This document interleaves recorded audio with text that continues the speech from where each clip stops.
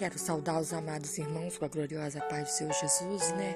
Quero estar deixando aqui nessa tarde, em nome de Jesus, quero deixar aqui em 2 Reis, né? 5, versículo de número 8, que diz assim: E sucedeu, porém, que ouvindo Eliseu, o homem de Deus, que o rei de Israel rasgara suas vestes, mandou dizer ao rei: Por que rasgaste os teus vestidos?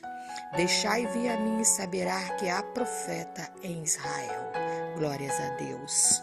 Soberano e amado Deus, Deus de poder, Deus de graça, Deus de glória. Neste momento, meu Deus, que farei menção, meu Deus, a tua palavra, meu Deus, que tu venha, Deus, abrindo nossos olhos, abrindo nossos ouvidos espirituais, Senhor, para que nós possamos captar toda a mensagem, meu Pai, que Tu deixará aqui nessa tarde. Pai, em nome de Jesus, abençoa, meu Pai, em nome de Jesus.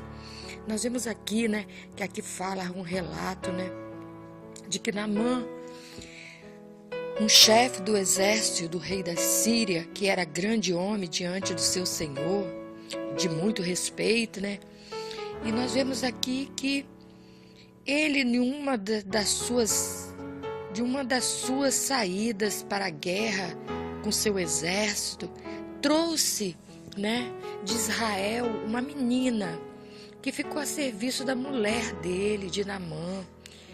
E essa menina um dia falou para sua senhora: Oxalá se meu senhor estivesse diante do profeta que está em Samaria, ele restauraria a sua lepra.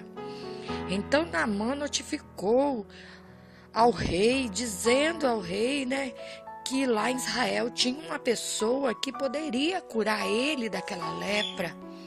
E imediatamente o rei escreveu uma carta. O rei da Síria imediatamente escreveu uma carta e mandou para o rei de Israel, dizendo para o rei de Israel, né, que assim que Naamã chegasse lá, que ele restaurasse Naamã da sua lepra. E nós vemos que Naamã, quando saiu de lá, da Síria, levou consigo, né, talentos de prata, levou ciclos de ouro, levou também vestidos e levou a carta do rei. Diante da carta do rei, quem não atenderia a Naamã? Quem não abriria as portas para Naamã? E nós vemos que naquele momento, Naamã chegando ao rei de Israel, né? E acredito que naquele momento, ele entrando pelaquele lugar e foi direto ao rei de Israel, e o rei de Israel falou, rasgou as suas vestes e disse: Sou eu, Deus, para matar, vivificar, para que envie a mim para restaurar um homem de sua lepra?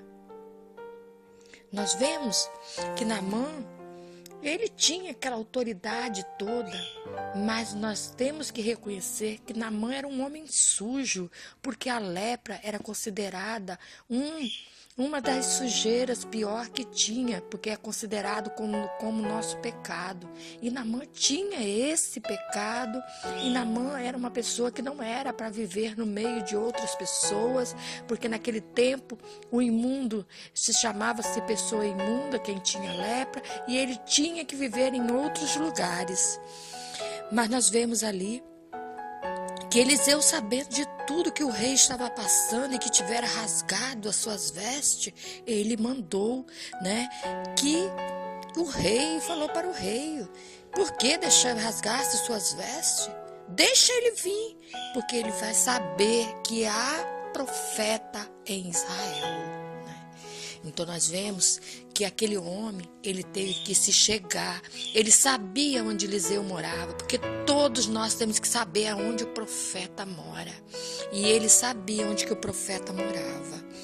Nós vemos ali que o Naamã, ele achava, porque ele era um chefe do exército, ele achava que ele tinha muitas coisas, ele tinha um orgulho, né? Ele não tinha humildade, ele não tinha nada. Mas quando ele chegou perto da casa do profeta Eliseu, ele Ele pensou que Eliseu ia descer, vir para lá perto dele, que ia passar a mão nele e dizer: você está curado em nome de Jesus. Mas nós sabemos que naquele momento não foi assim. E Naamã não gostou de nada do tratamento que o profeta deu a ele. E naquele momento que Eliseu então mandou o mensageiro e falou para ele: vá, lava 7 vezes no Jordão, e tua carne se tornará e ficar purificada. E nós vemos que Naamã não queria mergulhar naquele rio, porque ele sabia que as águas do rio do Jordão havia muitas lamas. E Naamã perguntou: não poderia ele mandar, eu ir para Abana, ou Farpa, que eram os rios limpos, de águas limpas? Mas, na verdade, Naamã era um homem sujo, imundo. Como dizia, todo aquele que tinha lepra era uma pessoa imunda. E Naamã queria desistir e ir embora, não queria ouvir o que o profeta tinha mandado lhe dizer. Quando o profeta falou para o rei que era para ele deixar que ele viesse, ele sabia em quem estava se garantindo, porque ele tinha a promessa de Deus. Ele tinha a promessa de Deus, ele tinha a presença de Deus. Então ele sabia em quem ele poderia, em quem ele servia e quem ia fazer o milagre, porque ele apenas seria o canal, mas quem operaria esse milagre era Deus. E um dos seus moços falou para ele: ô Senhor, se mandasse tu fazer outras coisas, tu não faria para ficar bom? Então por que não fazer isso? E Naamã foi para aquelas águas, com aquela sujeira que ele tinha, porque ele era considerado uma pessoa imunda, mas ele foi para aquelas águas sujas. E ali Naamã mergulhou. Naamã mergulhou uma vez, Naamã mergulhou 2, 3, 4, 5, 6, 7 vezes. Cada descida que Naamã descia aquelas águas, Naamã perdia algo. Naamã perdia o orgulho. Naamã começava a sentir uma pessoa humilde. Naamã começava a sentir renunciar o que ele era e começava a ver outras coisas. E ali, quando ele se levantou pela 7ª vez, Naamã pôde perceber que o teu corpo sua carne estava tão limpa como a de um bebê. Então nós vemos, amado, que ele foi um homem que ele botou em dúvida, mas nem por um instante o profeta foi ali para falar alguma coisa para Naamã. Agora nós vemos que depois da cura de Naamã, que Naamã ficou limpo, nós vemos que Eliseu chegou. Ele foi a Eliseu e quis entregar todos aqueles presentes que ele trouxe da Síria para Eliseu. E Eliseu falou para ele que não queria nada. Porque na verdade o profeta sabe que ele é apenas um vaso na mão de Deus, porque ele tem a presença de Deus.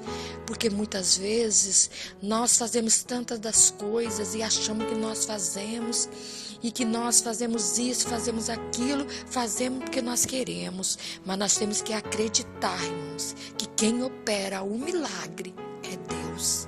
Deus é que opera o milagre, ou decantas labaxuria. E eu quero te dizer que a fé, ela vem pelo ouvir, e ouvir a palavra de Deus. Aquele banho 7 vezes, ardentemente, lavou por inteiro. Lavou não só o seu corpo, mas lavou também a sua alma, a sua mente, que começou a pensar de outro modo. Começou a pensar em outras coisas, começou a confiar no Deus de Israel, o Deus Todo-Poderoso, o Deus de Jacó, o Deus de Isaac, o Deus que tudo pode. E a graça de Deus está disponível somente para os sedentos. Só os sedentos se apropriam Só o sedento se apropria daquilo que Deus tem. Porque, irmão, se você não tiver com a presença de Deus, nada você poderá fazer. Você não poderá fazer nada. Mas eu quero te dizer nessa tarde que você pode fazer muitas coisas. É só você buscar o Senhor de todo o teu coração, de toda a tua alma, entregar teu caminho ao Senhor, confiar nele, porque o mais ele fará. Faça como Naamã. Naamã, quando saiu daquele lugar, ele levou até terra, até a areia ele levou, para que não pudesse mais ajoelhar diante dos deuses de Baal, mas sim diante do Deus que tudo pode, o Deus que tudo pode fazer a seu favor. Talvez nessa tarde você esteja precisando de uma porta de trabalho que está fechada, precisando de alguma pessoa na tua família está com a enfermidade, mas eu quero te dizer, esse Deus maravilhoso, ele pode entrar com a cura, com a libertação, com a transformação de vida que você precisa. Basta você crer, basta você acreditar, porque Deus diz, porque Jesus falou assim: eis que eu estou convosco todos os dias até a consumação do século. Quantas vezes nós achamos que nós estamos sozinhos, que nós não temos Deus, mas eu quero te dizer, amado, Deus está aí do teu lado. Pede que ele responde. Ele disse: buscar-me-ei e me acharei quando me buscar-te de todo o coração.